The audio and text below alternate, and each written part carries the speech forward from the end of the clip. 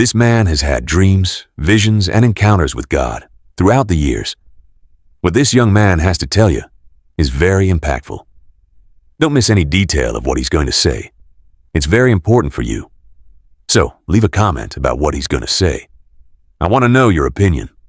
Leave a like to help the channel, share with your friends, subscribe to the channel for more videos, and click the bell to receive notifications. Now, let's go to the video and stay until the end.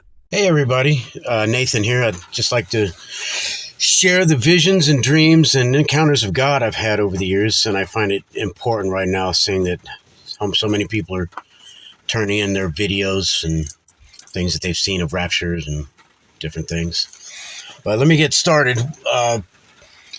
In my 20s, I had a dream of so real that I don't know why, I think I was in China, maybe, but I was in some kind of warehouse, and all of a sudden, green, kind of a light green hue was around me, and I felt this, it was like a nuclear bomb, but I could feel the vibration, like knowing it was a bomb going off, but I was okay.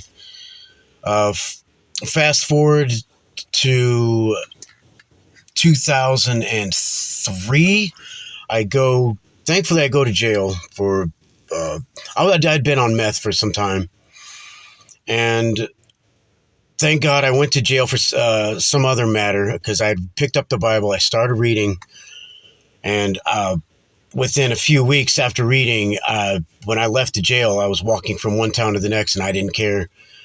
I felt I was floating on air. I felt filled with the Holy Spirit, that nothing could touch me. Nothing. I was like, come on, bring it on. Nothing could touch me. And this was in a time when I had lost my kids, my job, my life, basically because of meth. But now, because of coming back to God and knowing about Jesus, I regained everything. I got my kids back. I got a job, on fire for God. And while I was on fire for God, my children were sick. I started praying for them. And I get this warm vibration inside me, and it's like to my soul or something. It's vibration, and it was a voice that said, "What is your name?" And I was like, "What is your name?" I'm like, Nathan, because I remember I wanted to be it right, and because now I go by Nate, but I wanted it right because I started thinking, wait, is this me being put in the Lamb's Book of Life? I don't know. But I wanted to be accurate because my dad called me Nathan, and I said Nathan, and, my last name, and that was it. A few days later, I'm still like, on fire for God. I get this vision or something of Jesus saying, because I always think funny thoughts. I've been a comedian, my whole life, trying to make people laugh. And I get this feeling that Jesus is like, you make me laugh. And I was like, wow, that's really awesome. And a few days after that, maybe a week, I'm with my daughter. She's about 3 or 4. And she was probably about 5 or 6. She was under 10, somewhere in there. We're in the dining room, and she looks up, look, there's you. There's me. There's Jesus. And I look up, I'm looking at a ceiling. I don't see anything. And I'm like, wow, is she seeing this? This is great. But then fast forward some time later, we, just like most believers, I won't say most, but some believers, we fall away, we backslide. I backslid back into some drinking and a little bit of weed. But it got bad in 2013. I was a real alcoholic. I was laying in bed. I was drunk, and then all of a sudden I wasn't drunk anymore, and this kind of veil pulled over me, and I was staring. It was like I was there. It was like a screen of me. I could see the I could see the stairway to heaven, like a stairway, golden staircases going around, but I couldn't. There was something blocking my view. Like that's all I could see. Then Jesus shows up and shows a water bowl and does this.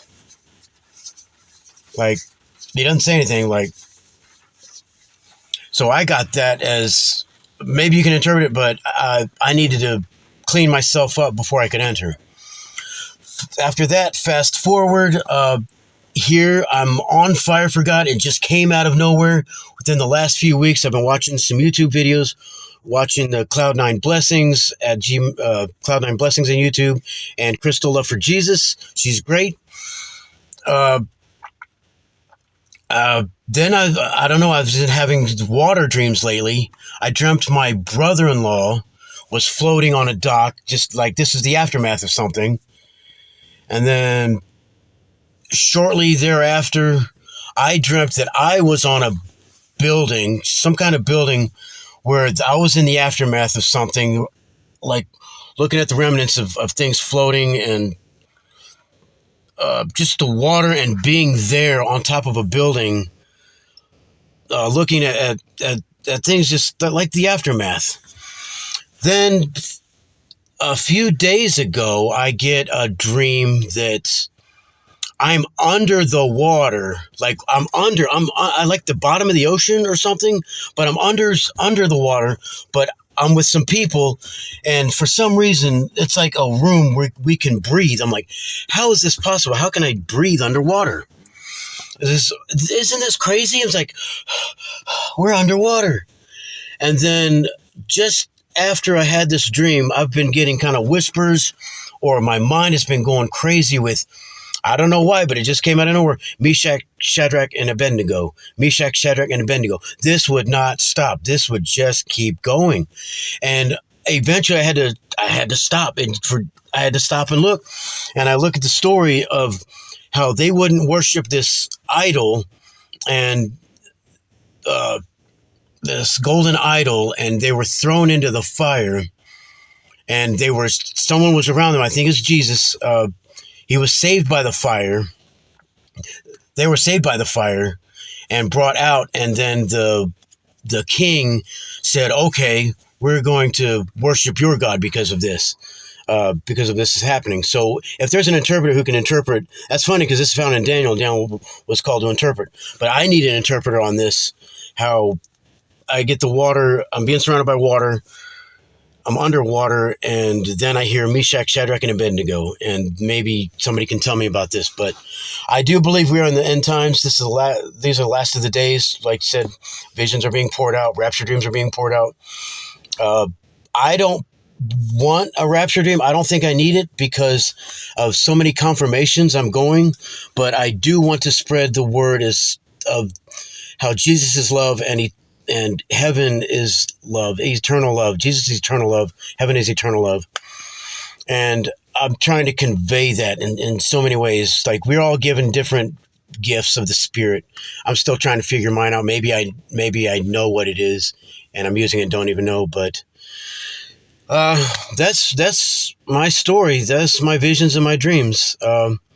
Thank you all for listening, and I hope you can get back to me on what any of this means. Thank you, and God bless.